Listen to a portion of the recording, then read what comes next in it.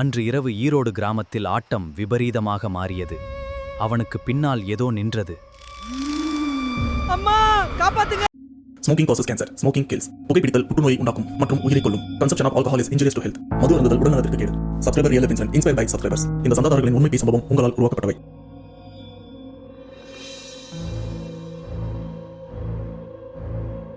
சின்ன வயசுலேருந்து நம்ம படிக்கிற ஸ்கூலை சுற்றி ஒரு புரளி, ஒரு வதந்தியும் பரவிட்டு இருக்கோம். அது என்னன்னா, டேய் உனக்கு தெரியுமா, நீங்கள் படிச்சுட்டு இருக்கிறது ஸ்கூல் ஒரு சில வருஷத்துக்கு முன்னாடி இங்கே சுடுகாடாக இருந்தது.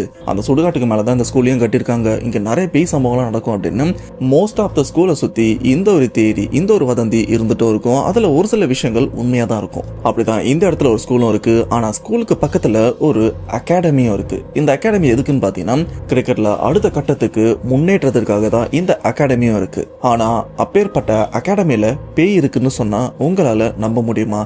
ஏன்னா இந்த சம்பவத்தில் பாதிக்கப்பட்ட நபரே, ப்ரோ எனக்கு கிரிக்கெட் ரொம்பவே பிடிக்கும், டெய்லி ப்ராக்டிஸ் பண்ணுறதுக்காக இந்த அகாடமிக்கு நானும் ஃப்ரெண்ட்ஸும் போவோம். ஆனால் போன இடத்துல என் வாழ்க்கையை பாதிக்கிற அளவுக்கு அங்கே ஒரு பேய் சம்பவம் நடந்தது. அந்த பேயையும் நான் கண்ணார பார்த்தேன் அப்படின்னு ஒரு அதிர்ச்சியான விஷயத்த நமக்கும் ஷேர் பண்ணியிருக்காரு. ஆனால் அப்படிப்பட்ட அகாடமி எங்கே இருக்குன்னு பார்த்தீங்கன்னா, நம்ம தமிழ்நாட்டில் இருக்கிற ஈரோடில் தான் இருக்குது. அதை பற்றி தான் இப்போ நாம தெளிவாக பார்க்க போகிறோம். ஆனால் அதுக்கு முன்னாடி இந்த மாதிரி பேய் சம்பவம் உங்கள் லைஃப்பில் நடந்திருக்கா? அப்படி நடந்ததுன்னா அதை நீங்கள் என்கிட்ட ஷேர் பண்ணணும்னு நினச்சிங்கன்னா, டிஸ்பிளேல தெரியுற இந்த வாட்ஸ்அப் நம்பருக்கு உங்கள் லைஃப்பில் நடந்த அந்த பேய் சம்பவத்தை ஒரு வாய்ஸ் நோட்டா எனக்கு நீங்க ஷேர் பண்ணுங்க. அப்படி ஷேர் பண்ணது உண்மை சம்பவம் உண்மையிலே தெரியலங்க, அந்த நான் கண்டிப்பா நம்ம சேனல்ல போஸ்ட் பண்றேன். சோ பேசாம வீடியோல போலாம். நீங்க நம்ம சேனல் புதுசா மறக்காம சேனல் சப்ஸ்கிரைப் பண்ணுங்க, பெல் பட்டன் கிளிக் பண்ணுங்க. இப்ப நம்ம வீடியோல போலாம்.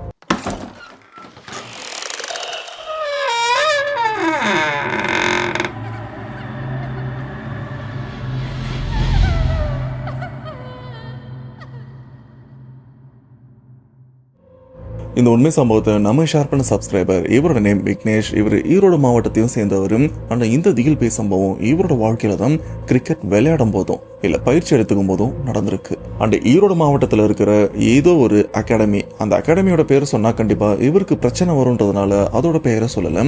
அப்படிப்பட்ட அந்த அகாடமியில 2024 விக்னேஷ் இவருடைய நண்பர்கள் எல்லாருமே நெட் பிராக்டிஸ், இந்த வலைலாம் சுத்தி அதுக்குள்ள பிராக்டிஸ் பண்ணுவாங்கல்ல கிரிக்கெட், அந்த பிராக்டிஸும் பண்ணிட்டு இருக்காங்க.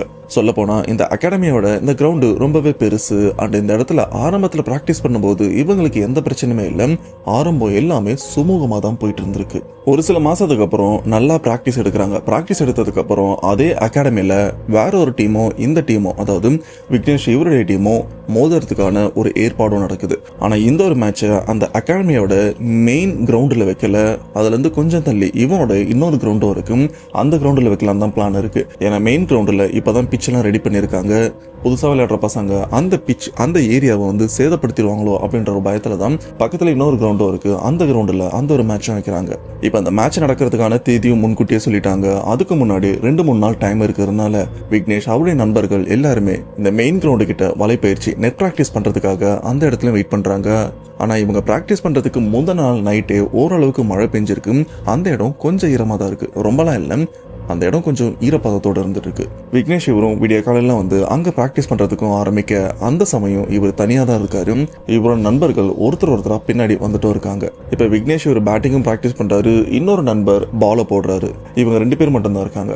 அப்ப அந்த பர்டிகுலர் இடத்துல இவங்க பிராக்டிஸ் பண்ணும்போது விக்னேஷ் இவருக்கு பின்பக்கம் இருந்து யாரோ நடந்து வர சத்தம், பின்பக்கம் கொஞ்சம் தண்ணி தேங்கி இருக்கு, அந்த இடத்துல யாரோ நடக்கிற சத்தமும் கேக்குது. இந்த ஒரு சத்தம் கேட்ட உடனே சரி பசங்க தான் வந்துட்டானுங்க போல இருக்கு அப்படின்னு இவரும் திரும்பி பார்த்திருக்காரு.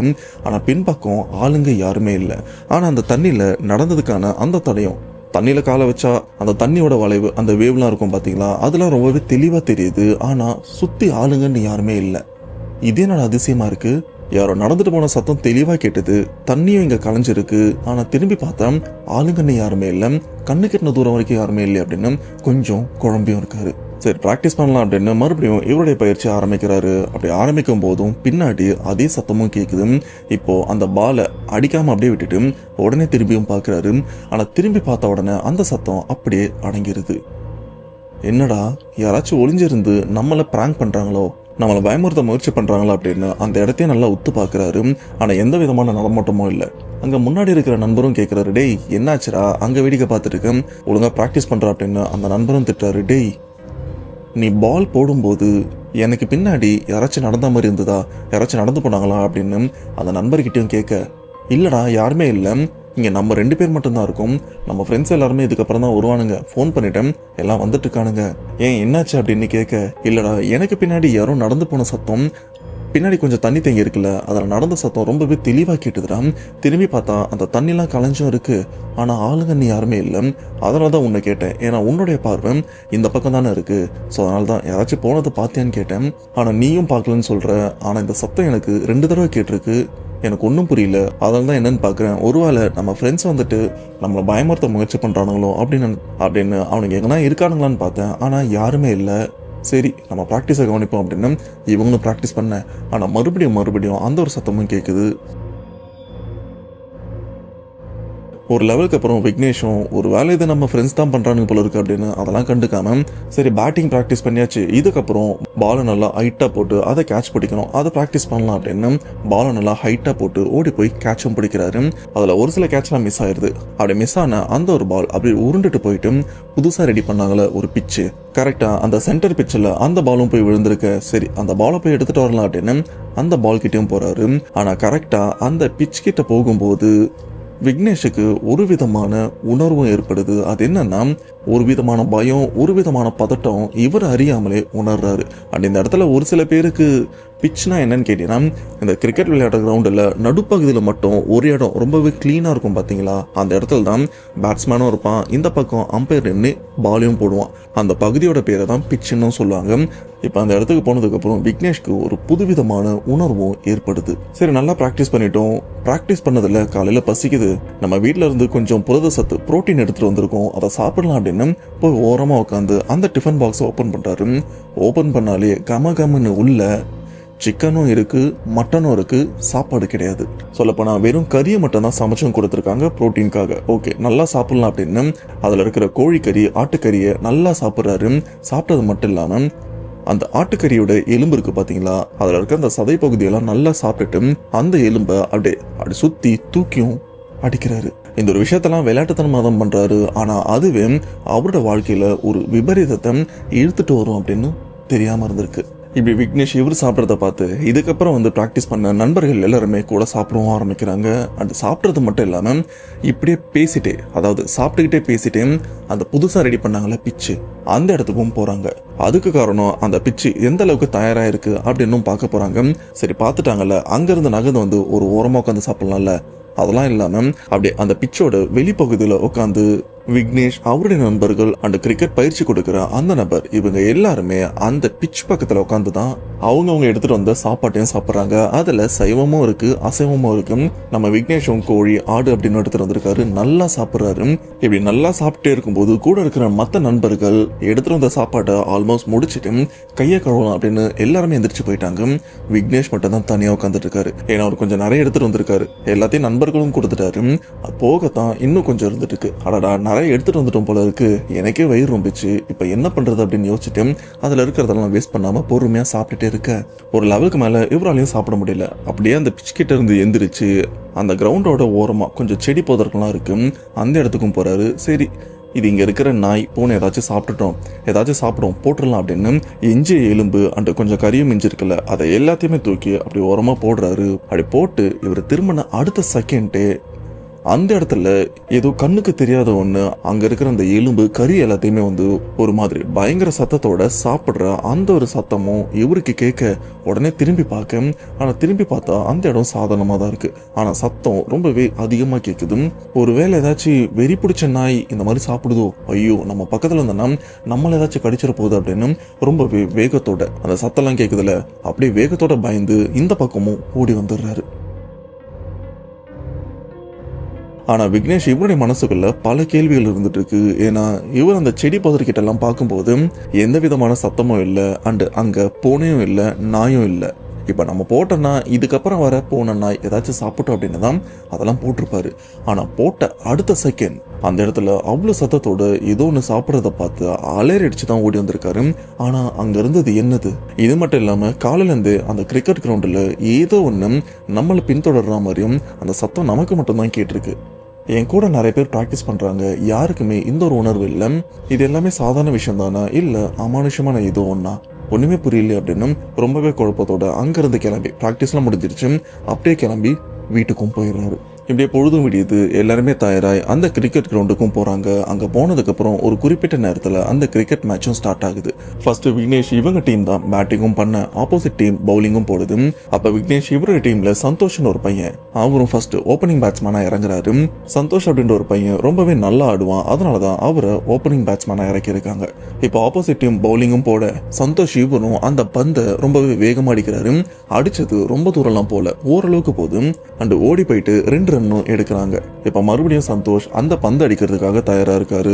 ஆப்போசிட்ல இருக்கிறவங்க பவுலிங்கும் போட, ஆனா இப்ப போடுற இந்த பந்து வைடுக்கு போகுது. அதாவது வைட் லைன் தாண்டி போற மாதிரி அப்படி போயிட்டு திடீர்னு ஸ்டம்ப்ல வந்தும் அடிக்குது. இந்த ஒரு விஷயத்த அங்க இருக்கிற யாருமே எதிர்பார்க்கல.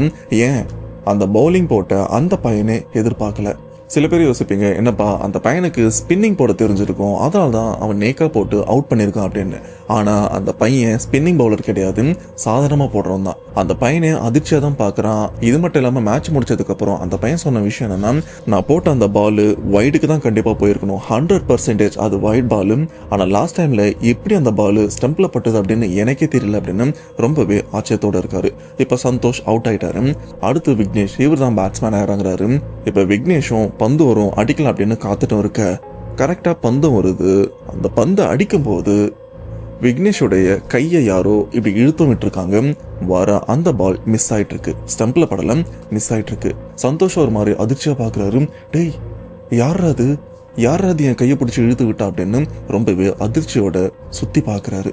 சரி நம்ம விளையாட்டுல கவனம் செலுத்துவோம் அப்படின்னு அடுத்த பந்து வரதுக்காக காத்துட்டு இருக்க, அடுத்த பந்தும் வரும்போது அந்த கிரிக்கெட் பேட்டை அப்படி சொல்றாரு. கரெக்டா அந்த பால்ல அந்த பேட் படும்போது மறுபடியும் இவருடைய கையை பிடிச்சு யாரும் வேணும்னு இழுத்து விடுறாங்க. ஆனா அப்படி இழுத்து விடுற அந்த நபர் கண்ணுக்கு தெரியல. மறுபடியும் விக்னேஷ் விளையாடுறதுக்காகவும் வராரு. இப்போ வேற ஒரு நபர் பந்து போட வர, விக்னேஷ் இவர் கையில இருக்கிற அந்த ஸ்டெப்பை தரையில படுற மாதிரி தட்டி தட்டி வச்சிட்டு இருக்காரு. பாலும் வருது. ஆனா பால் வரும்போது இப்ப தரையில தட்டினா அந்த ஒரு பேட்டை தரையோட சேர்த்த மாதிரி யாரோ ஒருத்தவங்க டைட்டா பிடிச்சிக்கிறாங்க. இவரால் அந்த பேட் அங்க இருந்து இழுக்கவும் முடியல. அப்படியே இதுக்குள்ளேயும் மாட்டின மாதிரி ஸ்டக்கான மாதிரி அந்த இடத்துல நிக்கிறாரு. அந்த சமயம் வந்த அந்த பந்து ரொம்பவே வேகத்தோட வந்து விக்னேஷோட நெஞ்சிலேயே சுளீர்னு அடிக்குது. அந்த பந்து நெஞ்சில பட்டதுனால ஒரு சில நிமிஷம் வரைக்கும் இவரால் சரியா மூச்சு கூட விட முடியல, அந்த அளவுக்கு ரொம்பவே வேகத்தோட பட்டிருக்கு. இதுல ஆப்போசிட்ல அந்த பால் போட்டார்ல அந்த நபரையும் ஒரு மாதிரி ஆச்சரியத்தோட பாக்குறாரு. என் வாழ்க்கையில இது வரைக்கும் நான் இவ்வளவு வேகமா நான் பந்து போட்டதே இல்லையடா, இப்ப கூட நான் ஸ்லோவா தான் போட்டேன், ஆனா இந்த பந்து எப்படி போடுற வரைக்கும் ஸ்லோவா இருந்தது, ஆனா அதுக்கப்புறம் எப்படி இவ்வளவு வேகமா போச்சு அப்படின்னு அந்த நபரே ஒரு மாதிரி விசித்திரமா பாக்குறாரு. இப்ப விக்னேஷ் இவருக்கு அடிபட்டிருக்கல, அடிபட்டதுனால கொஞ்சம் ஓய்வு எடுக்கிறதுக்காக ரிட்டையர் அப்படின்னு சொல்லிட்டு அந்த இடத்த விட்டு வருவாங்க. இவருக்கு பதிலா வேற ஒரு நபர் வந்து அங்கேயும் விளையாடுவாரு. இப்ப விக்னேஷ் அந்த கிரவுண்டை விட்டு வெளியில வரும்போது அங்க பயிற்சி கொடுத்த அந்த நபரும் விக்னேஷை கண்ணா பின்னான்னு திட்டாரு. டேய் உனக்கு எவ்வளவு நல்லா பிராக்டிஸ் கொடுத்தேன், இப்படி சொதப்பி வச்சிருக்கே. ஆரம்பத்துல சந்தோஷம் அவன் டக் அவுட் ஆயிட்டு வந்துட்டான், இப்ப நீயும் அடி வாங்கிட்டு வந்திருக்க, ஏண்டா ஒரு பால் உனக்கு அடிக்கிறதுக்கு துப்பு இல்லையாடா அப்படின்னு அவரும் கண்ணா பின்னான்னு திட்ட. ஆனா விக்னேஷ் இவருக்கு நடந்த விஷயத்த பத்தி அவர்கிட்ட சொன்னா அவரு நம்புவாரா இல்லையான்னு கூட தெரியாம பயிற்சியாளர் திட்டுற விஷயத்த இவரும் அக்செப்ட் பண்ணிக்கிறாரு. இப்ப விக்னேஷும் ஓய்வு எடுக்கிற இடத்துல உட்காந்துட்டு இருக்காரு. அவருக்கு ஆயில்மெண்ட்டும் கொடுக்குறாங்க, சேஃப்டிக்கு ஒரு ஊசியும் போட்டு விடுறாங்க. இதெல்லாம் போட்டு விட்டதுக்கு அப்புறம் கொஞ்சம் வலியும் குறையுது. இப்படி குறிப்பிட்ட நேரம் வரைக்கும் அந்த மேட்சும் நடக்க, சரி இன்னைக்கு மேட்ச் ஓவர், இதே மேட்சை நாளைக்கு கண்டினியூ பண்ணிக்கலாம் அப்படின்னு எல்லாருமே அங்கிருந்து கிளம்பி வீட்டுக்கு வந்துடுறாங்க. விக்னேஷும் வீட்டுக்கு வந்துட்டு அடுத்த நாள் மறுபடியும் அந்த மேட்சுக்கும் வராரு. சரி நேத்து நம்ம ஒழுங்கா ஆடல, அவுட்டும் ஆகல, இப்ப நாம ஒழுங்கா ஆடலாம் அப்படின்னு கிளவுஸ் ஹெல்மெட் பேட்டெல்லாம் எடுத்துட்டு மறுபடியும் அந்த கிரிக்கெட் கிரவுண்டுக்குள்ள இறங்குறாரு. ஆனா இதை பார்த்த கோச்சும், டேய் நீ எதுவும் ஆட வேணாம், நீ ஓரமா இரு, நான் வேற ஆளை இறக்கிறேன், நேத்து நீ சொதப்பினதே போதும், இப்போதைக்கு நீ ஆட வேண்டாம், நான் சொன்ன அப்புறம் நீ ஆடினா போதும் அப்படின்னு விக்னேஷ் ஓரமா உட்கார வச்சிடறாரு. ஆனா இதுக்கு அடுத்தடுத்து ஆடுற பசங்களும் கொஞ்சம் சொதப்பும் போது சரி அதுக்கு இவனே பரவாயில்ல அப்படின்னு விக்னேஷும் இறக்கி விடுறாங்க. ஆனா விக்னேஷ் 2வது முறையா ஆடும்போது எல்லாத்தையும் சமாளிச்சு ஓரளவுக்கு நல்ல ரன் எடுத்துடுறாரு. இப்படி நல்ல ரன் எடுக்கும்போது டீம் ஓரளவுக்கு சேஃபர் ஜோனுக்கு வந்துடுது. எப்படியோ ஒரு 250 ரன்னுக்கு மேலே எடுத்துடுறாங்க. இப்போ ஆப்போசிட் டீமும் ஆட வேண்டி இருக்கு. அண்ட் விக்னேஷ் இவங்க டீம் தான் இப்போ பவுலிங்கும் போட போகுது. அண்ட் விக்னேஷ் தான் எப்பவுமே கீப்பிங்கும் நிற்பாரு. ஸோ கிளவுஸ்லாம் நல்லா ஸ்ட்ராங்கா போட்டுட்டு கீப்பிங்கும் நின்றுருக்காரு. இப்போ பவுலர் ரொம்பவே ஸ்லோவா தான் பாலை போடுறாரு. அந்த பாலை இங்க இருக்கிற பேட்ஸ்மேன் அடிக்கல. அந்த பாலை இப்போ விக்னேஷ் இவர் பிடிப்பாருன்னு பார்த்தா கரெக்டா அந்த பாலை பிடிக்கும் போது விக்னேஷ் இவருக்கு பின்னாடி இருந்து யாரோ ஒருத்தவங்க இவரை தள்ளி விட்டுறாங்க. ஆனா இதை தூரத்துல இருந்து பார்க்கும்போது இவன் ஏதோ தடுமாறி விழுந்த மாதிரி இருக்கு அப்படின்னு தான் நினைச்சிட்டு இருக்காங்க. சரி, ஃபர்ஸ்ட் டைம் பண்ணும்போது பிரச்சனை இல்லை. ஆனா அடுத்தடுத்து அந்த பந்து வரும்போது இந்த பக்கம் விக்னேஷை யாரோ தள்ளி விடுறது அண்ட் எட்டி உதைக்கிற மாதிரி இந்த மாதிரி பல விஷயங்கள் நடக்க ஒரு பாலை கூட அவரால் பிடிக்க முடியல. அண்ட் விக்னேஷ் ஒரு விதம் மரண பயத்தோடு இருந்துட்டு இருக்காரு. அண்ட் அந்த கிரவுண்டை விட்டு ஓடிடலான்ற ஒரு பயம் இருக்கு. ஆனா மேட்ச் ஆடிட்டு இருக்கும்போது இந்த மாதிரிலாம் பண்ணக்கூடாது அப்படின்னு எல்லாத்தையுமே கண்ட்ரோல் பண்ணிட்டு தான் மரண பயத்தோட அந்த இடத்துல நிக்கிறாரு. இது மட்டும் இல்லாம அடிக்கடி பின்பக்கமும் திரும்பிலாம் பார்க்க முடியாதுல்ல. இப்படி விக்னேஷ் இவரு நிறைய பாலை மிஸ் பண்ணிடுறாரு. இதனாலே இந்த மேட்சை தோத்துடுறாங்க. இப்படி தோத்ததுக்கு அப்புறம் அடுத்த நாள் மறுபடியும் இன்னொரு மேட்சை நடக்க தோத்த அன்னைக்கு விக்னேஷ் வீட்டுக்கும் சோகத்தோட கிளம்பி போறாரு. போயிட்டு அவங்க அப்பா கிட்ட இந்த மாதிரி விஷயத்த சொல்றாரு. பா, கிரவுண்டில் விளையாடும் போது எனக்கு ஏதோ ஒரு மாதிரி அமானுஷமா நடக்கிற மாதிரி இருக்கு. பால் அடிக்கலான்னு பேட்டை தூக்கினா அந்த பேட்டை யாரோ இழுத்து விட்டுறாங்க. அண்டு கீப்பரா இருந்து வர பாலை பிடிக்கலான்னு பார்த்தா யாரோ ஒருத்தவங்க என்னை எட்டி உதைக்கிறதா இருக்கட்டும், தள்ளி விடுறதா இருக்கட்டும், இந்த மாதிரி நிறைய விஷயம் நடந்துட்டு இருக்கு. எனக்கு என்னன்னு புரியல. நம்ம கோயிலுக்கு போலாமா அப்படின்னு கேட்க அப்பா என்ன சொல்றாருன்னா, டேய், உனக்கு ஒழுங்கா கிரிக்கெட் விளையாட தெரியல, அதை விட்டுட்டு கண்டதெல்லாம் சாக்கு சொல்லிட்டு இருக்காத, போயிட்டு ஒழுங்கா விளையாடுறத பாடுறா அப்படின்னு அப்பா திட்டியும் விட்டுறாரு. இப்படி சொன்னது விக்னேஷ் இவருக்கு கொஞ்சம் அசிங்கமாவும் இருக்கு. என்னடா, இது வரைக்கும் நம்ம இப்படிப்பட்ட ரீசனை சொல்லல, ஆனா இப்ப நடந்த விஷயத்த சொன்னா நம்ம வீட்டுல இருக்கிறவங்களே அக்செப்ட் பண்ண மாட்டாங்களே. சரி, எது நடக்குதோ நடக்கட்டும், நடக்கிறப்ப பாத்துக்கலாம் அப்படின்னு சொல்லிட்டு இப்படி அப்பா திட்டினதுக்கு அப்புறம் அன்னைக்கு நைட்டு சோகத்தோட விக்னேஷும் படுத்து தூங்க அப்படி நல்லா தூங்கிட்டு இருக்கும்போது திடீர்னு ஒரு விதமான வாசனை வருது. நாத்தம் இல்லை, வாசனை வருது. என்ன, நம்ம வீட்டில் ஏதோ கறி சமைக்கிற மாதிரி வாசனை வருது. ஒருவேளை பொழுது விடிஞ்சிச்சு போல இருக்கு, நம்ம இன்னும் தூங்கிட்டு இருக்கோம், இன்னைக்கு வேற மேட்சே இருக்குல்ல அப்படின்னு கண்ணை மூடிட்டு யோசிச்சுட்டு சடனா எந்திரிக்கிறாரு. எந்திரிச்சா இவர் கிரிக்கெட் விளையாடுவார்ல ஒரு கிரவுண்டு, அதுலயும் ஒரு பிச்சு ரெடி பண்ணி வச்சிருக்காங்க. அந்த இடத்துல உட்காந்து தான் கறியும் சாப்பிட்டுருப்பாருன்னு சொல்லியிருப்பான்ல, அந்த பிச்சு கிட்ட தான் இவரும் கண்ணை முழிக்கிறாரு. எந்திரிச்சு உட்காந்து பார்க்கும்போது அந்த இருட்டுல யாரோ இவருக்கு முன்னாடியே உட்காந்துட்டு இருக்காங்க. அண்ட் கையில ஏதோ ஒரு பாக்ஸ், டிஃபன் பாக்ஸ் மாதிரி இருக்கு, அதுல இருந்து ஏதோ எடுத்து சாப்பிட்டுட்டு இருக்காங்க. யார் இது? ஆமா, நான் எங்க இருக்கேன் அப்படின்னு அந்த இடத்த சுத்தி பார்த்தா அந்த அகாடமியோட கிரவுண்டில் தான் இருக்காரு. நாம எப்படா இங்க வந்தோம் அப்படின்னு பொறுமை எந்திரிச்சு இப்ப முன்னாடி ஒருத்தர் சாப்பிட்டுட்டு இருக்காருல, அப்படியே கொஞ்சம் கிட்ட போய் பார்த்தா அங்க சாப்பிட்டுட்டு இருக்கிறது வேற யாருமே இல்ல, விக்னேஷ் இவரு தான் இன்னொரு உருவத்துல அங்க உட்காந்து சாப்பிட்டுட்டும் இருக்காரு. இவன் யாரு? இவன் என்ன மாதிரியே இருக்கான், நான் சாப்பிட்ற மாதிரியே சாப்பிட்றானே அப்படின்னு அவருடைய உருவத்தை நல்லா உத்து பார்க்கும்போது விக்னேஷ் இவருக்கு பின்னாடி இன்னொரு உருவம் நின்று இருக்கு. அந்த உருவம் விக்னேஷ ஒரு மாதிரி கொலவெறியோட பார்த்துட்டு இருக்கு. இதெல்லாம் தெரியாம, இதெல்லாம் கவனிக்காம தான் விக்னேஷ் அவர் கையில இருக்கிற சாப்பாட்டை சாப்பிட்டுட்டும் இருக்காரு. இது மட்டும் இல்லாம விக்னேஷ் இவர் சாப்பிட்டு முடிச்சதுக்கு அப்புறம் கொஞ்சம் கறி அதிலே பேலன்ஸ் இருந்திருக்கும், வயிறு ரொம்ப இருக்கும். சரி, இது என்ன பண்றது, சரி அங்க போய் போட்டு வந்துடலாம் அப்படின்னு எந்திரிச்சு அந்த கிரிக்கெட் ஓரமா இருக்கிற அந்த செடி கொடிலாம் இருக்கு பாத்தீங்களா, அந்த இடத்துல போட்டு வரலாம் அப்படின்னு இவர் எந்திரிச்சு போறாரு. இவர் எந்திரிச்சு போகும்போது அங்க இருக்கிற அந்த உருவமும் இவரை பின்தொடர்ந்தும் போகுது. கரெக்டா அந்த செடி கிட்ட போயிட்டு கையில இருக்கிற அந்த கறியை தூக்கி ஓரமா போடுறாரு. போட்ட அடுத்த வினாடியே இவர் பின்னாடி இருக்கிற அந்த உருவம் ரொம்பவே வேகத்தோட போயிட்டு அங்க இருக்கிற அந்த கறியை பயங்கர சத்தத்தோட கடிச்சும் சாப்பிடுது. இந்த ஒரு விஷயத்த அங்க இன்னொரு விக்னேஷ் இருக்கார்ல திரும்பி பாக்குறாரு. ஆனா அவர் கண்ணுக்கு எதுவுமே தெரியல. அதுக்கப்புறம் அலறி அடிச்சு இந்த இடத்த விட்டும் ஓடுறாரு.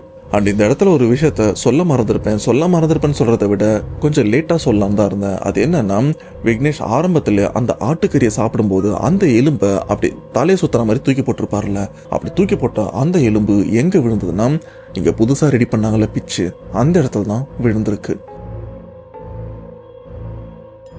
அதுக்கப்புறம் தான் இந்த ஒரு விஷயம் நடந்திருக்கு. இப்பதான் விக்னேஷுக்கே புரியுது, ஐயோ அப்ப அன்னைக்கு நம்ம மட்டன் சாப்பிட்டோமே, அன்னைக்கு இந்த ஒரு விஷயம் தான் நடந்திருக்கா, அப்போ இந்த இடத்துல பேய் இருக்கா அப்படின்னு அலறி அடிச்சு எந்திரிக்கிறாரு. எந்திரிச்சா இப்போ உண்மையிலே இவரோட படுக்கைகள் தான் இருந்திருக்காரு. இதுல இருந்து விக்னேஷுக்கு புரியுற விஷயம் என்னன்னா, உண்மையிலே அந்த கிரவுண்டை சுத்தி ஏதோ ஒரு பிரச்சனை இருக்கு, ஆனா அதோட உண்மையான முகத்தை எனக்கு இந்த மாதிரி கனவுல வந்து தான் காட்டியிருக்கு அப்படின்னு இப்பதான் இவருக்கும் புரியுது. ஒருவேளை இதனாலதான் நேத்து நாம கிரவுண்ட்ல கிரிக்கெட் விளையாடும் போதும் நம்மளை யாரோ பின்னாடி தள்ளி விட்டதா இருக்கட்டும், நம்ம பேட்டை தடுத்து நிறுத்துறதா இருக்கட்டும், பிராக்டிஸ் பண்ணும்போது பின்னாடி ஏதோ நடந்த மாதிரி சத்தம் கேட்டது, அது எல்லாமே இந்த பேயோட வேலை தானே அப்படின்னு இப்போ கிளியரா புரியுது. இப்ப விக்னேஷ் என்ன யோசிக்கிறாருன்னா, நாம இந்த அகாடமிக்கு புதுசா தான் சேர்ந்திருக்கோம், சில மாசங்கள் தான் ஆகுது, ஒருவேளை இந்த அகாடமியில ஏதாச்சும் பிரச்சனை இருக்கோ, ஆனா யோசிச்சு பார்த்தா இங்க நடக்கிற பிரச்சனை மற்ற பசங்க யாருக்குமே நடக்கல, எனக்கு மட்டும் தான் நடக்குது. ஏன்னா ஃப்ரெண்ட்ஸ்குள்ளே நாங்கள் பேசுனதை வச்சு பார்க்கும்போது யாருக்குமே எந்த விதமான அமானுஷமும் நடந்த மாதிரி தெரியல, அவங்களும் காட்டிக்கல. எனக்கு மட்டும் தான் இந்த ஒரு விஷயம் நடக்குது. அப்போ நாம இந்த இடத்துல பிரச்சனை இருக்குன்னு ப்ரூவ் பண்ணணும்னா இங்கே என்ன நடந்திருக்குன்னு நமக்கும் தெரியணும். அப்போதான் இதுலேருந்து நம்மளால வெளியில் வர முடியும் அப்படின்னு விக்னேஷுக்கும் புரிஞ்சு, சரி இப்போ நம்ம பூஜை ரூமுக்கு போயிட்டு சைலண்டாக ப்ரே பண்ணிட்டு தூங்குவோம், இதாக இருந்தாலும் பொழுது விடிஞ்சதுக்கப்புறம் பார்த்துக்கலாம் அப்படின்னு சைலண்டாக அவங்க குலதெய்வம் ஃபோட்டோ முன்னாடி போயிட்டு நல்லா வேண்டிக்கிறாரு. அப்படியே பொழுது விடியுது. பொழுது விடிஞ்சதுக்கப்புறம் தயாராகி இப்போ கிரவுண்டுக்கும் போகிறாரு. அன்னைக்கு ஒரு மேட்சும் இருக்கு. சரி நேற்று விளையாடின மாதிரி அட்லீஸ்ட் கொஞ்சம் நல்லா விளையாடலாம் அப்படின்னு திரும்ப விளையாடுறாரு. ஆனால் ஃபர்ஸ்ட் பால்லே அவுட்டு. வர பாலை அடிக்கலாம் அப்படின்னு அந்த பேட்டை ஓங்கலான முயற்சி பண்ணும்போது பேட்டை அப்படி யாரோ ஒருத்தவங்க பிடிச்சி நிறுத்திட்டு இருக்காங்க. வர பால் அப்படியே ஸ்டெம்பில் பட்டு ஸ்டெம்பு தெரிக்குது. இந்த ஒரு விஷயத்த பார்த்த கோச் அப்படியே தலையிலே கை வச்சிடறாரு. எவனுக்கு போயிட்டு நம்ம ப்ராக்டிஸ் கொடுத்தோம் பாரு அப்படின்னு ஒரு கோபமும் இருந்திருக்கு. இப்போ விக்னேஷ் இங்கிருந்து வெளியில வராரு. வெளியில வரும்போது கோச்சையும் பார்க்குறாரு. கோச் சொல்ற விஷயம், உனக்கு ப்ராக்டிஸ் கொடுத்தது தப்புடா அப்படின்னு. விக்னேஷும், ஆமா கோச், எனக்கு இங்கே ப்ராக்டிஸ் கொடுத்தது தப்பு தான் அப்படின்னு. இதை அவரு உணர்ந்து சொன்னாரா இல்லை ஏதோ தெரியாதனமா சொன்னாரான்னு தெரியல. ஆனால் இந்த ஒரு வார்த்தையை சொல்லிட்டு ஒரு ஓரமாக போயும் உட்காந்துறாரு. ஆனால் இது வரைக்கும் வெறும் விக்னேஷ் மட்டும்தானே அந்த கிரவுண்டில் அமானுஷமான விஷயங்களை உணர்ந்திருக்காரு. ஆனால் அன்னைக்குன்னு பார்த்து அந்த கிரவுண்டில் இருக்கிற எல்லாருமே ஒரு அமானுஷத்தை உணர்றாங்க, உணர போறாங்க. இப்போ விக்னேஷ் இவங்க டீம்ல இருக்கிறவங்க ஏதோ ஓரளவுக்கு ரன் அடிச்சுட்டு அவுட் ஆயிடுறாங்க. எல்லாரும் அவுட் ஆனதுக்கு அப்புறம் ஆப்போசிட் டீம் விளையாடவும் போகுது. இப்போ விக்னேஷ் இவங்க டீம் தான் பவுலிங்கும் போட போகுது. அதுக்கேற்ற மாதிரி இவங்களும் பவுலிங்கை போட ஆப்போசிட்ல இருக்கிற டீம் அந்த பந்தையும் அடிச்ச அந்த பந்தை எப்படியோ ஓடி போயிட்டு விக்னேஷோட டீமை சேர்ந்தவங்க பிடிச்சிடுறாங்க. ஆனா அந்த பந்தை பிடிச்ச அடுத்த வினாடியே அந்த பந்தை பிடிச்ச நபர், இப்ப நான் தான் அந்த பாலை பிடிக்கிறேன்னு வைங்களேன், திடீர்னு என் வாயிலிருந்து ரத்தம் வருது. அதுவும் வலியோட. வலினா சாதாரண வலி இல்லை, இவங்க விளையாடுறது ரப்பர் பந்து கிடையாது, இந்த கட்டை பால்னு சொல்லுவாங்கல்ல, உட்டில் செஞ்சது. அந்த பால் இவங்க வாயில வேகமா அடிபட்டு ரத்தம் வந்தா அந்த வலி எப்படி இருக்கும், அந்த வலியை தான் இப்போ ஓடி போயிட்டு கீழே பாலை பிடிச்ச அந்த நபரும் அந்த வலியை உணர்றாரு. ரத்தமும் வருது, பயங்கரமா கத்துறாரு. ஆனா அங்க இருக்கிறவங்க இவன் ஓடும்போது தெரியாதனமா இந்த பந்து மேல பட்டிருக்கும், அது அவனுக்கு தெரியல போல இருக்கு அப்படின்னு நினைச்சிருக்காங்க. ஆனா அவன் தெளிவா சொல்றான், அந்த பந்து அந்த அளவுக்குலாம் ஒன்றும் வேகமா ஓடல, நானும் கீழே விழல, அதை நான் ஈஸியா என் கையால தான் பிடிச்சேன். கையால பிடிச்சதுக்கு அப்புறம் திடீர்னு என் வாய் வலிக்கவும் ஆரம்பிச்சது. ஏதோ பந்தை வச்சு வேகமா அடிச்ச மாதிரி. என்னன்னு தொட்டு பார்த்தா ரத்தம் வருது. இதுக்கு காரணம் என்ன, எனக்கு ஒன்றும் புரியல அப்படின்னு அந்த பையன் வெளியில போயிட்டு ரெஸ்ட் எடுத்துட்டும் இருக்காரு. இப்போ அவருக்கு பதிலாக வேற ஒரு நபரும் வந்து அந்த ஒரு கிரிக்கெட்டும் கண்டினியூ ஆயிட்டு இருக்கு. இப்படியே அந்த கிரிக்கெட் விளையாடும் போது வேற ஒருத்தர் பந்தை பிடிக்கிறாரு. ஆனா இந்த கார்னர்ல இருக்கிற ஒருத்தருக்கு நெஞ்சில் அந்த பால் அடிச்ச மாதிரி பயங்கரமா வலிக்குது. இந்த மாதிரி ஒருத்தர் 2 பேர் இல்லை, கிட்டத்தட்ட 6-7 பேருக்கு வாயில கை காலில் அடிபட்டு ரத்தமே வர ஆரம்பிச்சிருக்கு. ஆனா சம்பந்தமே இல்லாம இதுல யாருமே ஓடி போயிட்டு கீழேயும் விழல. அண்ட் வேகமா வந்த அந்த பந்தை பிடிக்கிறேன் அப்படின்னு வாயிலையோ இல்ல உடம்புலையோ அடிவாங்கல. சம்மந்தமே இல்லாம பாலை பிடிக்கிறதுக்காக ஓரமா நின்று இருப்பாங்க. ஆனா பந்து வேற பக்கமா போகும், இந்த பக்கம் இருக்கிறவங்களுக்கு அடியும் விழும். அப்போ அடிவாங்கன்னா ஒரு பையன், சார் இங்க ஏதோ பிரச்சனை இருக்கு சார், இங்க ஏதோ பேய் இருக்கு போல இருக்கு, சம்பந்தமே இல்லாம எங்களுக்கு அடிப்படுது பாருங்க. பால் அவன் பிடிக்கிறான், ஆனா என் மேல பால் பட்டா மாதிரி என் நெஞ்செல்லாம் வலிக்குது அப்படின்னு அந்த பையன் அழுதுட்டு பயந்துட்டு. அவன் மட்டும் இல்ல, அங்க அடிப்பட்ட அந்த 5-6 பேரும் இந்த ஒரு விஷயத்த சொல்லும் போதும் அங்க இருக்கிற கோச்சும் சரி, அந்த அகாடமில இருக்கிற எல்லாருமே கொஞ்சம் பதறியும் போறாங்க. இப்படி இந்த கிரிக்கெட் விளையாடுற பசங்க எல்லாருமே பயந்ததுக்கு அப்புறம் அந்த அகாடமியை சேர்ந்த ஒரு சில பேரும் வராங்க. சார் என்னாச்சு, என்ன பிரச்சனை, ஏன் பசங்களுக்கும் அடிபட்டிருக்கு அப்படின்னு கேட்க இவங்களும் நடந்த விஷயத்தையும் சொல்றாங்க. இதுல விக்னேஷ் அங்கதான் இருக்காரு. அவருக்கும் நடந்த விஷயத்த பத்தி சொல்லும்போது அந்த அகாடமியை சேர்ந்த 2-3 பேர் இருக்காங்க. அதுல ஒருத்தர் அங்க இருக்கிற நபர்கிட்ட, சார் எனக்கு என்னவோ அந்த பிச்சில இருந்து தான் அந்த பிரச்சனை ஆரம்பிச்சிருக்கு அப்படின்னு தோணுது, ஏன்னா இதுக்கு முன்னாடி இங்க பிரச்சனை நடந்திருக்கு உங்களுக்கு தெரியும்ல அப்படின்னு அந்த அகாடமியை சேர்ந்தவங்களே இந்த ஒரு விஷயத்த பத்தி சொல்லும் போது விக்னேஷ்க்கு அப்படியே தூக்கி வரையும் போடுது. இது பிச்சில் இருந்தா அப்பனா இந்த கிரவுண்டில் உண்மையிலே பிரச்சனை இருக்கா, என் கனவுல வந்த விஷயம் எல்லாமே உண்மைதானா அப்படின்னு இவரும் அப்படியே திகைச்சு போய் நிற்கிறாரு. இது மட்டும் இல்லாம அந்த அகாடமியை சேர்ந்த ஒரு சில பேர்கிட்ட விக்னேஷ் இவரும் அப்படி பேசுற மாதிரி விசாரிக்கிறாரு. அப்படி விசாரிக்கும் போதும் ஒரு சில பேர் சொல்ற விஷயம், ஆமாப்பா இங்க ஏதோ பிரச்சனை இருக்குன்னு மட்டும் தெரியுது, இது உங்களுக்கு மட்டும் இல்ல, இதுக்கு முன்னாடி நிறைய பேர் இங்க விளையாட வந்திருக்காங்க, அப்படி விளையாட வந்த நிறைய பேருக்கு இந்த மாதிரி அமானுஷமான விஷயங்களும் நடந்திருக்கு. சொல்ல போனா அந்த பசங்க அதுக்கப்புறம் யாருமே இந்த பக்கம் வரதும் இல்லை, ஆனா உண்மையிலே இங்க என்ன நடந்தது அப்படின்னு எனக்கும் தெரியலப்பா அப்படின்னு அந்த அகாடமியை சேர்ந்த புதுசா வேலைக்கு சேர்ந்தவங்களும் சொல்ல. இப்ப விக்னேஷும் சும்மா போட்டு வாங்குற மாதிரி, சார் இங்க யாராச்சும் ஏதோ காரணத்துல இங்க இறந்து போனாங்களா அப்படின்னு கேட்க, இல்லப்பா எனக்கு அதை பத்தி எல்லாம் தெரியல அப்படின்னு அங்க இருக்கிறவங்களும் அப்படி அந்த ஒரு விஷயத்துல இருந்து நழுவிட்டு போயிடுறாங்க. இப்போ விக்னேஷும் அந்த அகாடமிலேருந்து கிளம்பி வீட்டுக்கு வந்துடுறாரு. இதுக்கப்புறம் நம்ம இந்த பக்கம் வரக்கூடாதுப்பா, 3 மேட்சும் முடிஞ்சிருச்சு, நம்ம வேற என்ன ப்ராக்டிஸ் பண்ணலாம் அப்படின்னு இவனும் யோசிக்க ஆரம்பிச்சிட்டாரு. ஏன்னா இங்கே இவ்வளோ பிரச்சனை நடக்குதுல்ல, அடிலாம் படுது, ரத்தம்லாம் வருது. இது மட்டும் இல்லாமல் என் கனவுல ஒரு விஷயத்த பார்த்தேன், இதுக்கப்புறமா இங்கே இருக்கிறது சேஃப் கிடையாது அப்படின்னு இவரும் முடிவு பண்ணிட்டாரு. வீட்டுக்கு வந்துடுறாரு. வீட்டுக்கு வந்ததுக்கு அப்புறம் இதே விஷயம் தான் இவரோட மைண்ட்லயும் ஓட்டிட்டு இருக்கு. அண்ட் இவரோட நண்பர்கள் அன்னைக்கு நடந்த விஷயத்த ஒரு சிலதை அப்படியே மைண்ட்ல ஓட்டிட்டும் இருக்காரு. அதுல ஒரு நண்பர் சொன்ன விஷயம், நான் பால் அடிக்கலாம் அப்படின்னு பேட்டை ஓங்குறேன்டாம்.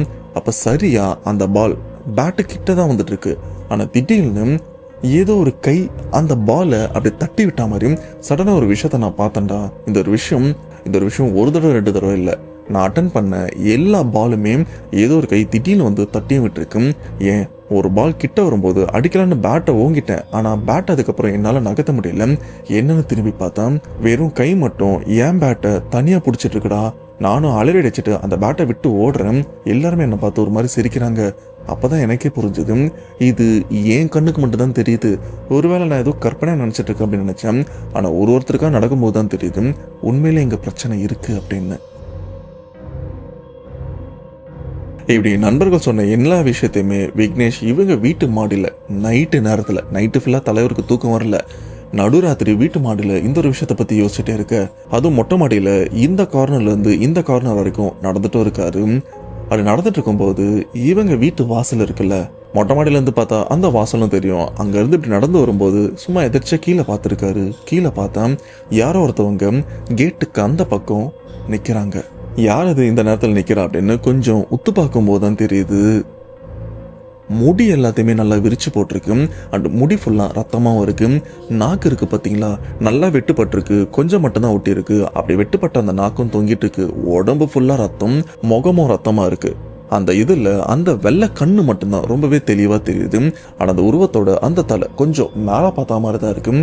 அப்படி பார்த்தா அந்த உருவம் மேலே இருக்கிற என்னதான் பார்க்குது அப்படின்னு இதை உணர்ந்த விக்னேஷ் அவருடைய மனநிலைமை எப்படி இருக்குன்னு கொஞ்சம் யோசிச்சு பாருங்க. அந்த உருவத்தை பார்த்தா அடுத்த செகண்டே விக்னேஷ் மாடியிலே மயக்கம் போட்டு கீழே விழுந்திருக்காரு.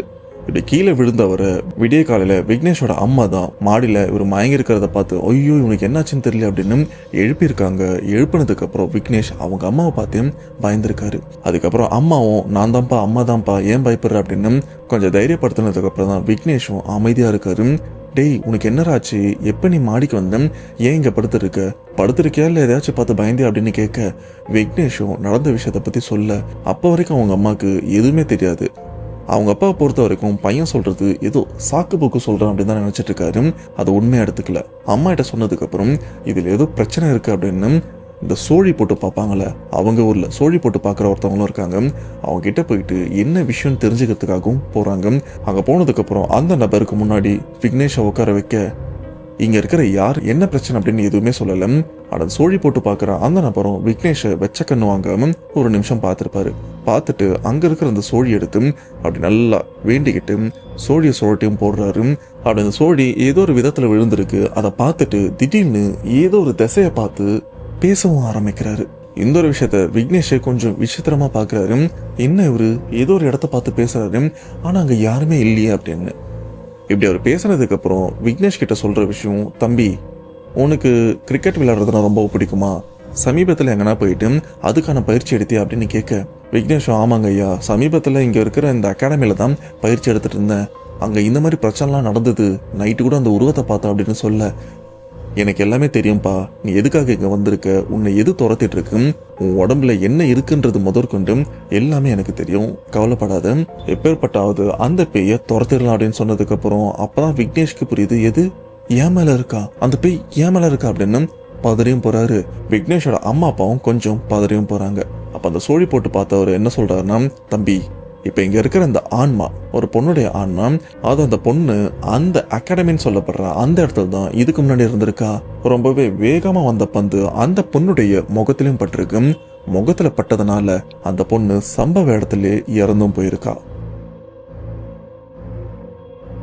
இப்படி அந்த பொண்ணு செத்த இந்த ஒரு விஷயத்த அங்க இருக்கிற யாருமே எதிர்பார்க்கல.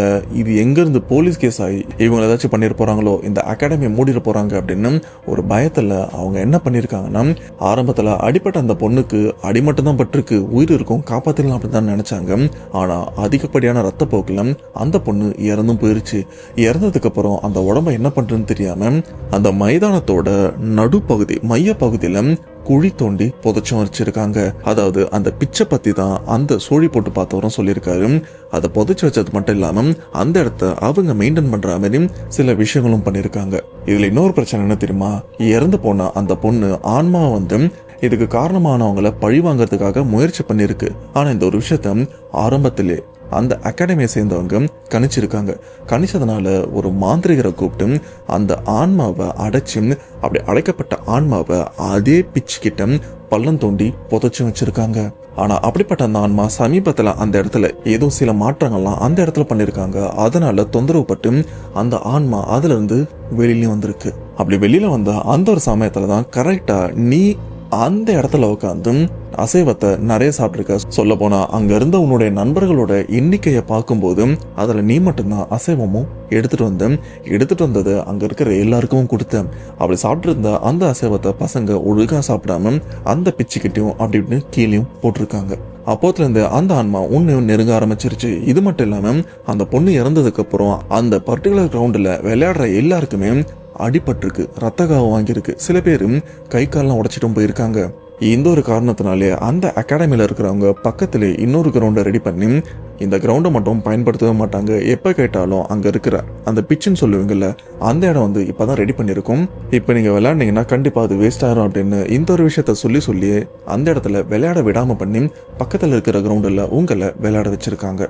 இது மட்டும் இல்லாம அந்த ஆன்மா உன்னை பின்தொடர்ந்து உன் வீட்டு வரைக்கும் வந்திருக்கு. உனக்கே தெரியாம ஒரு சில நேரம் அந்த ஆன்மா உன் உடம்புக்குள்ளயும் இருந்திருக்கு. ஆனா அந்த ஒரு விஷயம் உனக்கு தான் தெரியாம இருந்திருக்கு. ஆனா கவலைப்படாதப்பா, இந்த ஆன்மாவை ஓட்டுறது கொஞ்சம் கஷ்டம்தான். ஆனா இந்த பிரச்சனைல இருந்து நான் உன்னை காப்பாத்துறேன், கவலைப்படாத.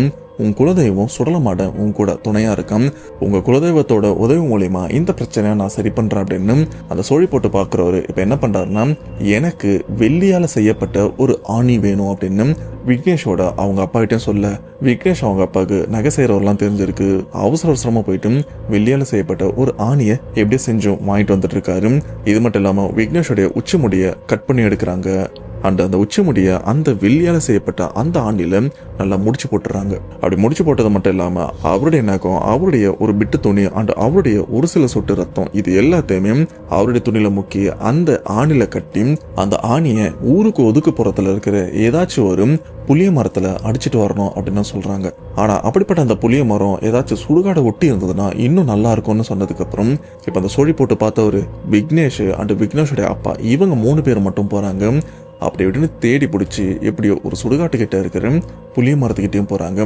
இப்ப விக்னேஷ அந்த புளிய மரத்தடியில உட்கார வச்சு ஒரு எலுமிச்சை பழம் எடுக்கிறாங்க. அந்த எலுமிச்சை பழத்தை விக்னேஷோட தலையில இருந்து கால் வரைக்கும் அப்படி நல்லா தேய்ச்சி எடுத்து அந்த எலுமிச்சை பழத்தை இவரோட தலையில வச்சு ஒரு அடிதான் அடிக்கிறாங்க. ஆனா இந்த அடி விக்னேஷ் இவருக்கு வலிக்கவும் இல்லை. ஆனா அந்த எலுமிச்சை பழம் அப்படியே 4 பக்கமா செதற அந்த எலுமிச்சை பழம் சாதாரணமா இல்ல, உள்ளுக்குள்ள ரத்தம் பிடிச்ச மாதிரி சதறியும் இருக்கு. இதை பண்ண அடுத்த செகண்டே விக்னேஷ, தம்பி இந்த மரத்தை மட்டும் திரும்பி பார்க்காத, கொஞ்சம் பின்னாடி போய் நில்லு, எக்காரணத்தை கொண்டு திரும்பி பார்க்காத, இன்கேஸ் நாங்களே உன்னை கூப்பிடுற மாதிரி சத்தம் கேட்டாலோ இல்ல உன்னை தட்டி கூப்பிட்டாலோ திரும்பி பார்க்காத அப்படின்னு சொன்னதுக்கு அப்புறம் விக்னேஷும் கொஞ்சம் முன்னாடி போய் நிக்கிறாரு. இப்ப அந்த பேய் ஓட்டுனவர் என்ன பண்றாருன்னா, அந்த வெள்ளி ஊசி எடுத்து அந்த புளிய மரத்துல வச்சு 3 அடி தான் அடிக்கிறாரு. 1 2 3 அப்படின்னு எண்ணி 3 அடி தான் அடிக்கிறாரு. அடிச்சுட்டு அந்த இடத்துல சில மந்திர வார்த்தைகள்லாம் சொல்லிட்டு ஒரு எலுமிச்சை பழத்தை கையாலே பிச்சு அதுல ஒரு பாதியை அந்த பேய் ஓட்டினார்ல அவருக்கு சுத்தி போடுற மாதிரி காட்டி ஒரு சைட்ல போட்டு, இப்ப விக்னேஷோட அப்பா இருக்கார்ல அவருக்கும் அப்படியே சுத்தி போடுற மாதிரி இன்னொரு சைடும் போட்டு, இப்ப நம்ம 2 பேருமே இந்த மரத்தை பார்க்க கூடாது, மரத்தை பார்க்காம அப்படியே திரும்பி போயிடலாம் அப்படின்னு இப்ப 2 பேருமே அந்த மரத்தை பார்க்காம கடந்து வராங்க. முன்னாடி விக்னேஷும் இருக்காரு. விக்னேஷ் இவருக்கு முன்னாடி வந்துட்டு தான் அவரை, தம்பி பின்னாடி திரும்பி பார்க்காம எங்க கூடவே வந்துருன்னு சொன்னதுக்கு அப்புறம் விக்னேஷும் அப்படி திரும்பி பார்க்காம அவங்க கூடவே அந்த இடத்த கடந்தும் வந்துடுறாரு. ஆனா இப்படி 3 பேரும் கடந்து போறாங்கல்ல, இவங்களுக்கு நெருக்கமானவங்க குரலை வச்சு அங்க இருக்கிற அந்த ஆன்மா இவங்களையும் கூப்பிட்டு இருக்கு. அதுவும் தனித்தனியா கூப்பிட்டு இருக்கு. ஆனா இவங்களுக்கு புரிஞ்சிருச்சு இது அதோட வேலை தான் அப்படின்னு சைலண்டா அந்த இடத்த விட்டும் கிளம்பிட்டு இருக்காங்க. இப்படி அந்த இடத்த விட்டு வெளியில வந்ததுக்கு அப்புறம் அந்த பேய் ஓட்டுனவர் என்ன சொல்றாருன்னா, தம்பி உனக்கு இருக்கிற பிரச்சனை எல்லாமே சரியாயிருச்சு, ஆனா எக்காரணத்தை கொண்டும் இதுக்கப்புறம் நீ அந்த கிரவுண்டு பக்கமே போகவும் கூடாது. இன்கேஸ் அந்த பக்கம் போனோம்னா இப்ப நான் போட்டிருக்கிற அந்த கட்டுல இருந்து அதுவும் உடைச்சிட்டு வெளியிலயும் வந்துடும். வந்ததுன்னு அதுக்கப்புறம் நான் காப்பாத்துறது கொஞ்சம் கஷ்டம்தான்ப்பா. இப்ப நீ உயிரோட இருக்கிறதுக்கு காரணம் நான் கிடையாது, உன்னோட குலதெய்வமான சுரலமாடம் தான். ஏன்னா இவ்வளவு நேரம் அவர் தான் என் உடம்புல இருந்து சைலண்டா இந்த விஷயத்த பண்ண சொல்லி எனக்கும் அறிவுரை கொடுத்தாரு. அதன்படி தான் நானும் பண்ணேன். இதுல எனக்கு பெருசா பங்கு கிடையாது. உன் குலதெய்வம் தான் இந்த ஒரு விஷயத்துல இருந்து உன்னை காப்பாத்தினாருன்னு சொன்னதுக்கு அப்புறம் விக்னேஷ் இவங்க குடும்பமும் அப்படி நெகிழ்ச்சி ஆகுது. கடைசியா விக்னேஷ் இந்த பிரச்சனை இருந்து வெளியில வந்ததுக்கு அப்புறம், எப்பாடா இதுக்கப்புறம் நான் அந்த கிரவுண்டு பக்கமே போக மாட்டேன்ப்பா, அந்த கிரவுண்டுக்கு ஒரு பெரிய கும்பிடு அப்படின்னு அந்த கிரவுண்டு இருக்கிற தசையை பார்த்து ஒரு பெரிய கும்பிடு போட்டும் வந்துடுறாரு. அதுக்குன்னு கிரவுண்டு பக்கம்லாம் போல இந்த ரூட்டா போன கிரவுண்டு அப்படின்னு அந்த பக்கம் பார்த்து ஒரு பெரிய கும்பிடும் போட்டுறாரு. அண்ட் இப்போ வரைக்கும் அந்த ஒரு சம்பவம் இவருடைய மனசை விட்டும் போகல. ஏதோ ஒரு பாதிப்புக்குள்ளதான் விக்னேஷும் இருந்துட்டு இருக்காரு. அண்ட் இப்போ நைட் எங்கன்னா வெளில போறது இருந்தா இவருக்குள்ள அந்த ஒரு பயம் இருந்துட்டு தான் இருக்கு. ஸோ விக்னேஷ் இவரோட லைஃப்ல நடந்த இந்த கிரிக்கெட் கிரவுண்டை சுத்தி இருக்கிற இந்த பேய் சம்பவத்தை கேட்கும்போது உங்களுடைய தாட் என்ன, மறக்காம கமெண்ட் பாக்ஸ்ல மென்ஷன் பண்ணுங்க. அப்படியே உங்களுக்கு சான்ஸ் கிடைச்சதுன்னா உங்களில் ஒரு சில பேருக்கு கிரிக்கெட் விளையாடுறதுக்கு, கிரிக்கெட் மட்டும் இல்லை எனக்கு ஏதாச்சும் ஒரு விளையாட்டு விளையாடணும்ப்பா அப்படின்னு தெரியாதனமா அந்த கிரவுண்டில் போயிட்டு விளையாடி இந்த மாதிரி பிரச்சனை மாட்டீங்கன்னா நீங்க என்ன பண்ணுவீங்க? அதுலயும் அந்த பேய் உங்களை துரத்திட்டு உங்க வீட்டுக்கெல்லாம் வந்து பயமுறுத்துச்சுன்னா நீங்க எப்படி ரியாக்ட் பண்ணுவீங்கன்றது வந்து மறக்காம கமெண்ட் பாக்ஸ்ல மென்ஷன் பண்ணுங்க. அவ்வளவுதான் மக்களே, சம்பவம் ஓவர். கண்டிப்பா இந்த சம்பவம் உங்களுக்கு பிடிச்சிருக்குன்னு நம்புறேன். மறக்காம இந்த சம்பவத்தை பத்தி உங்களுடைய கருத்துன்றது வந்து கமெண்ட் பாக்ஸ்ல மென்ஷன் பண்ணுங்க. அண்ட் இதே மாதிரி உண்மை சம்பவம் கண்டிப்பா நம்ம சேனல்ல தொடர்ந்து வந்துட்டே இருக்கும். அதுக்கு உங்களுடைய ஆதரவு கண்டிப்பா வேணும். அதுக்கு நீங்க இப்ப என்னதமா பண்ணணும், இந்த வீடியோவை உங்க ஃப்ரெண்ட்ஸ் அண்ட் ஃபேமிலிக்கு மறக்காம ஷேர் பண்ணிருங்க. அப்படி கீழே சப்ஸ்கிரைப் பட்டன் இருக்கு, மறக்காம அதை சப்ஸ்கிரைப் பண்ணிருங்க. ஏன்னா ஒரு சில பேர் சப்ஸ்கிரைப் பண்ணாம தான் பாக்குறீங்க. ஸோ மறக்காம சப்ஸ்கிரைப் பண்ணிருங்க. அப்போ நான் போஸ்ட் பண்ற வீடியோ கரெக்டா டைம்க்கு வரும். ஸோ நெக்ஸ்ட் ஒரு உண்மை சம்பவத்தோட கண்டிப்பா உங்களை வந்து நான் மீட் பண்றேன். அதுவரை உங்களை வந்து விடைபெறுவது உங்கள் நான்